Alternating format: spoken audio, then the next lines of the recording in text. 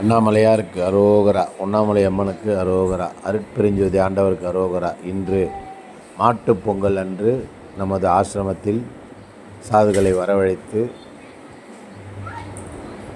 அன்னதானம், மூட்டுவலி சூப்பு, மூட்டுவலி தைலம் போன்ற சேவைகளை சிவபூஜை செய்து தானமாக வழங்கினோம். இதில் பார்த்திங்கன்னா மூட்டுவலி சூப்பு அவங்களுக்கு ரொம்ப முக்கியமானது ஒன்று. தேய்கிறார் பாருங்க, மூட்டு வலி தைலம், இதுவும் ரொம்ப முக்கியமானது ஒன்று. சாப்பாடு நார்மல் யாராலும் கொடுக்குறாங்க. ஆனால் இதில் இந்த அறக்கட்டளையில் ஒரு விஷயம் என்னென்னா மூட்டு வலி சூப்பு, மூட்டு வலி தைலம் தான்.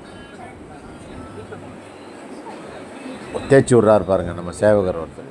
அவருக்கு மூட்டில் பெசிங் போச்சான், மூட்டு வலி தைலம் போட்டு தேய்ச்சி விட்றாரு பாருங்கள். இதுபோல் சேவைகளெல்லாம் சிரமப்படாமல் நேரடியாக நாங்களே செய்கிறோம்.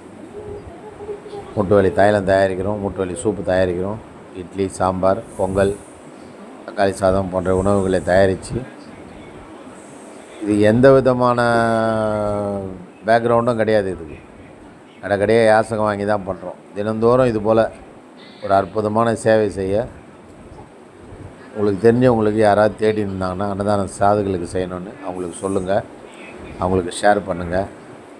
நல்லதாக தான் இருக்கும், உங்களுக்கும் நல்லதே நடக்கும். எல்லா உயிர்களும் இன்புற்று வாழணும் என்றால் இந்த சேவையை செய்கிறோம்.